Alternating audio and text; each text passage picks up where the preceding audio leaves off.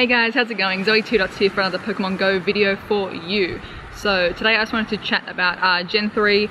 We all know, and probably have all heard by now, that in the latest APK data mine, that the names and candies for all the Pokemon for Gen 3 have been found in the game.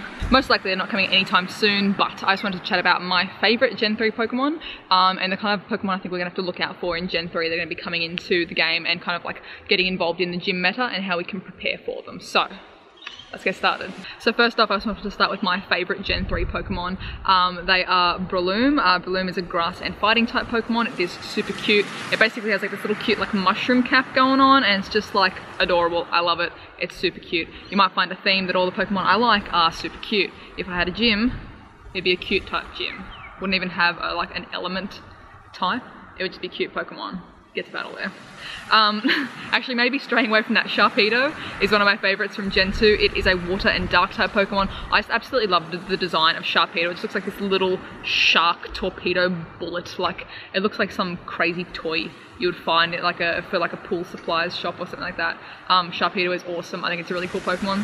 Flygon as well is really, really cool. It is a it is a ground and dragon type. But it looks like a flying lizard. It's like one of those gliding lizards from The Simpsons, it looks like to me. It's really, really cool as well. I really love the design. It's like a little space goggles that it has going on. Spheal, I love. It is an ice and water type, and like just look at it. It's like literally a sphere with like a face just jammed on it. It is too cute. I love Spheal. Absolutely adorable. I also love Minun and Plusle. They are two electric types, and they are just super duper cute, like little twin Pokemon for like the positive and negative electric types, or they are electric types with like a little plus and minus like you get on a battery. Also my faves are Mawile, Altaria, however you want to pronounce it, and Chimcho. So they are super duper cute as well. I love the design for Mawile. Altaria is just kind of like this dumb looking cloud with a bird head shoved in it, which is great. And Chimcho is just like this really cute little Lucky Charm. So I love these guys. These are probably my favourites and the ones that I'm going to be looking forward to the most for catching in Gen 3, catching, hatching, evolving, whatever I have to do to get them. So I'm keen to get those guys the most. Sorry again, it is a really windy day. It was not too bad earlier, like it was raining this morning, but it wasn't windy. And now I've like chosen probably like the windiest spot to sit and film, apparently. So what I wanted to get into was a couple of different websites have been like crunching the numbers and predicting what the CP is going to be for some Gen 3 Pokemon. And kind of like crunched down to like the top 5 Pokemon that are going to be like the highest CP or the biggest ones to deal with Gen 3's release. So those like top 4 that I want to talk about would be Slacking, Salamence, Metagross, and Aggron. So those are kind of like the 4 biggest, like predicted to be the biggest, like tankiest, highest CP Pokemon, and they're probably going to be ones that everyone's going to be working hard to get as quick as possible. Like it's going to be kind of like the Dragonite equivalents or like the Snorlax equivalents for Gen 3. So people are going to be wanting to get them really quick and putting them into gyms and just kind of like flex on having these really cool Pokemon straight up and these really strong Pokemon. So I wanted to go into what the best counters for each of those are and how we can start preparing now, and what Pokemon in Gen 3 will be useful against them most likely. So for Slacking, there's a lot of like predictions about his CP being from 4,000 to 5,000 CP. We don't know if Niantic is just going to nerf him at this stage or if he will have that crazy high CP, because in the main series games he can only attack every second turn, so that kind of like balances out the fact that he has a crazy high HP or power. He is a normal type Pokemon, so he's going to be weak to fighting types. So everything that you use currently for, you know, Blissies and Snorlaxes, those fighting types, is going to be super effective against Slacking. So things like Machop.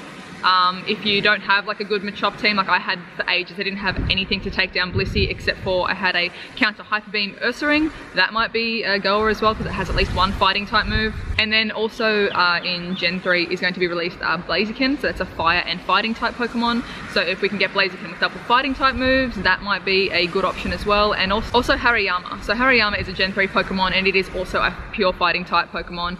And I think that it's going to be, just based off people's maths that they've done, it'll be around the 2,200 mark for CP, which is getting it pretty close to like Machamp's CP as well. But it'll be most likely have double fighting type moves, or if you can get double fighting type moves, that's going to be a really good one to use as well. It'll be good for people that don't have I know that a Heracross can have double fighting type moves, but if you're not in that regionals area, you can't get it. So your team's kind of like comprised of Machamps and things like that for fighting type. So I'm keen to add a different Pokemon into my fighting type roster. Next up is Salamence. So that's predicted to have a CP of around 3,400-ish. And Salamence is a dragon and flying type Pokemon. So its dragon type is going to be super effective against other dragon types, but it's also going to be weak to dragon types as well. So it's like this catch-22 for using a dragon type Pokemon against it. It's also weak to rock, ice, dragon and fairy.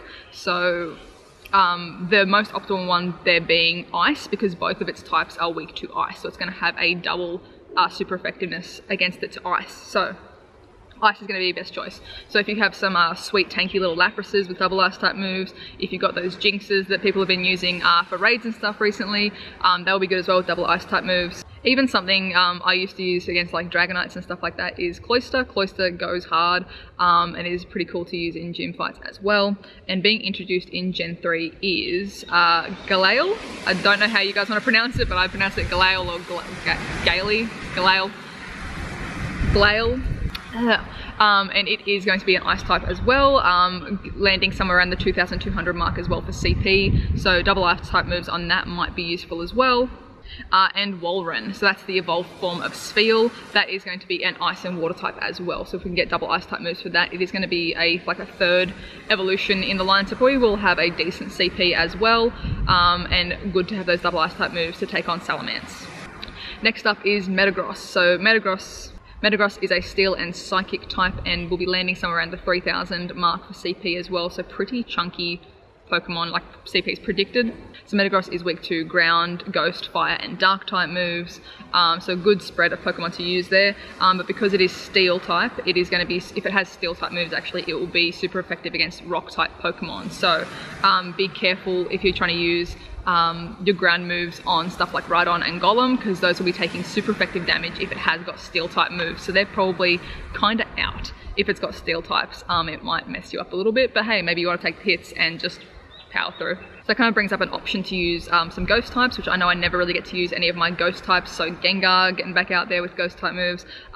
New to Generation 3 as well will be Dusclops, so that is the evolved form or the final evolution for Duskull, I believe, which will hopefully have double ghost type moves, or we can get double ghost type moves and use that bad boy against Metagross. Also in Gen 3 that is a ghost type will be Absol. I know Absol is kind of like a fan favorite. It's like one of the ones I see the most, you know, fan art and stuff like that for is Absol. People just love the design of it, so that's also another one that we can use against Metagross. And last but not least, Aggron. Aggron will be landing somewhere around like the 2,200-ish they predicted, and it is a steel and rock type Pokemon. So once again, steel type moves will be super effective against rock type Pokemon, so be careful with your Golems and your Rhydons. It will be weak to fighting, ground and water types. So a decent option there could be Flygon. So Flygon is a ground and dragon type and will hopefully have some ground type moves as well. Another option as well with water type moves would be Wishcash, which is new to Generation 3 as well, and of course the tried and true favourite Vaporeon as a water type will be doing super effective damage against Aggron. So plenty of water types to choose from, really, lots and lots of variety. Pretty much for my preparation for Gen 3, I'm going to be trying to catch as many or power up and evolve as many Machamps as I can, and just kind of like build up my fighting type roster a little bit better. I only really have one decent Machamp. The rest of my fighting squad is my Ursaring, so I would like to buffer that up a little bit in preparation for Slacking if he is going to be actually such a big tank. Other than that, I might invest a little bit extra into my ice types as well, catch a few more ice types, get some candies going in there just to kind of buffer them up as well. Otherwise guys, let me know which Generation 3 Pokemon you are most looking forward to. I told you my ones at the start of this video and it was quite a few, but I mean, like, give me your top 5. What's your top 5 favourites for Generation 3 Pokemon, and why? Why are they your faves? Is it just cute designs? Did you have them when you first played through the game as a kid, or do you just think it's something that looks really, really cool? Also, I just want to say a massive, massive thank you to the amazing support from you guys in launching my Patreon. I just wanted to go through and say a massive thank you to everyone who has become a patron so far. The video only went live this morning as of like me recording this, so I just wanted to read out and say a massive thank you to Michael, Chris, Carol, Orlando, Snorri, Crazy Like a Fox, John, Eric, Travis, Brian, Joshua, Rob, Francisco, Les, and Adam. I really, really appreciate your support, guys. It means the absolute world to me. And we have already cracked the $20 goal tier. So one lucky patron will be receiving a custom pixel art artwork done for them, and that will be decided, or that person will be randomly selected at the end of August. So you have still got a chance to get in for August and make it into this little batch of patrons. So I'll leave the link to Patreon in the description down below and at the end of this video. But thank you guys so much. I really do appreciate like your generosity and your kindness. It really does mean the world to me. So with that being said, guys, have a fantastic day, and I'll catch you in the next one. Bye.